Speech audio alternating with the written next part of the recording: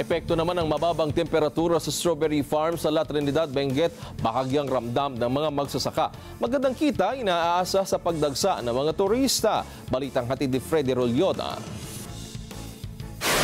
Bagamat ramdam ang malamig na klima dito sa La Trinidad, Benguet, partikular dito sa strawberry farm, pero ayon sa mga magsasaka, hindi naman sila gaanong apektado ng tinatawag na andap. Halos hindi pa sumisikat ang araw ay nasa strawberry farm na ang karamihan sa mga magsasaka para alamin ang kasalukuyang sitwasyon ng kanilang mga tanim na magulay tulad ng lettuce, repolyo at strawberry fruits. Naabutan namin ang ilan sa mga magsasakang abala sa pagdidilig sa kanilang mga taniman habang ang iba ay nagtatanggal ng mga damong nakapaligid sa taniman bahagi ng pag-aalaga sa tanim ng mga gulay. Si Tatay Sandy sa kabila ng kanyang edad na 73 ay matyagang gumigising sa madaling araw para mapuntahan ang kanilang farm at madiligan ang mga tanim habang madilim pa at wala pang sikat ng araw. Ayon pa kay Mang Sandy, halos 10 taon na siyang nagsasaka kung saan ay nakakatulong aniya ng malaki ito para mapagtapos ang kanyang kaisa-isang anak. Ayon pa kay Tatay Sandy, bagamat malamig lalo na sa umaga ang lugar, ngunit hindi ganong apektado ng frost ang kanilang mga pananim.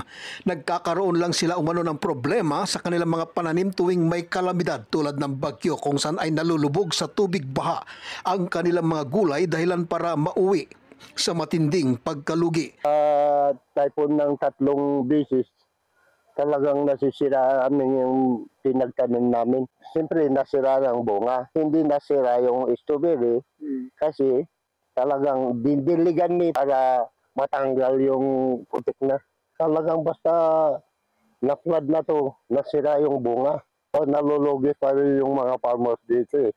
Kung wala ng turista, di patay ng mga farmers dito. Samantala, isa pa sa aming nakapanayam na magsasakay si John Michael Bernard kung saan ayon sa kanya, nagpapasalamat sila na bagamat nararanasan nila simula pa noong Enero ng kasalukuyang taon ang patuloy na pagbaba ng temperatura lalo sa umaga sa kanilang lugar, ngunit swerteng hindi naapektuhan ng frost ang kanilang mga tanim na gulay.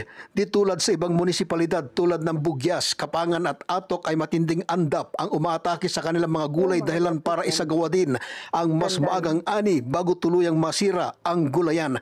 Hindi po naman po affected kasi hindi po na masyadong malamig dito. Mostly mahangin lang saka yung mga fog lang sa gabi, sa hapon at sa gabi. Yun lang nag-a-apekto sa mga pananim kaya nagmumolds yung mga bunga ng strawberry.